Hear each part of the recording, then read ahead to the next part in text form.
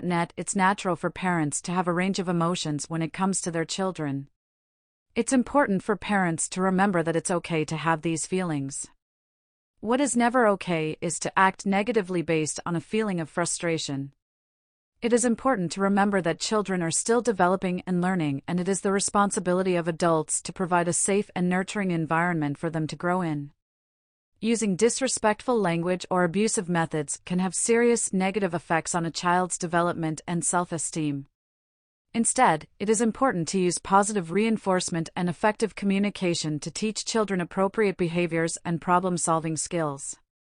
If you are struggling with managing your child's behavior, it is important to seek support from a professional. Contact me if you need assistance. 888-857-804. Few reasons, however, why parents may like to reinforce the same behavior that they have been demanded as kids. Familiarity.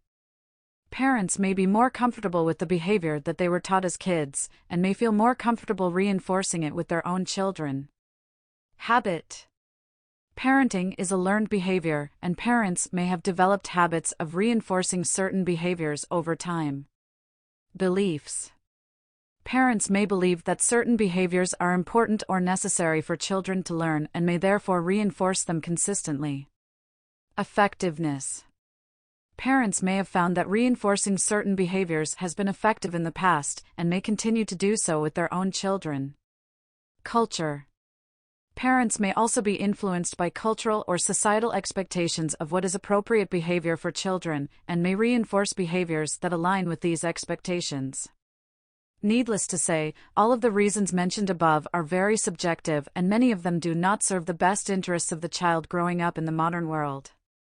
So instead of reinforcing the right behavior, first ask yourself, why do I think this is right? And how will it help my child?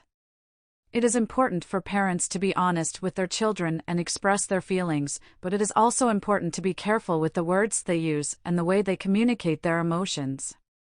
A statement like, "I love you, but I don't like you," can be confusing and hurtful for a child. "I love you, but I don't like what you did," or "look what you've done. You are such a," can also lead to feelings of rejection and low self-esteem, and can damage the relationship between the parent and child. It is important for parents to find more positive and supportive ways to express their feelings and communicate with their children. For today's aha moment, have you ever thought that your children might feel the same way about you? Loving you but not liking you? The good news is that the strategies below will help you as well as your child get through the frustrating "but I don't like you" moment. Here are some suggestions on how to handle this situation. Take a break. If you're feeling overwhelmed and negative towards your child, it's important to take a break and give yourself some space. Step away for a few minutes, take some deep breaths, and try to calm down. Reflect on your feelings. Take some time to think about what's causing these negative feelings. Are you feeling stressed or overwhelmed? Are you struggling with a particular behavior or issue? Is the child's behavior triggering your own childhood wound? Identifying the root cause can help you understand and address the problem. Seek support. It's okay to reach out for help and support when you're feeling overwhelmed as a parent. Talk to a friend, family member, or a therapist about how you're feeling. Contact me advice at newparenting.net or dial 888-857-8044. I can offer a different perspective and help you find ways to cope with these negative feelings. Practice self-care. Make sure you're taking care of yourself and your own well-being. This could include exercising, getting enough sleep, and finding time to relax and recharge.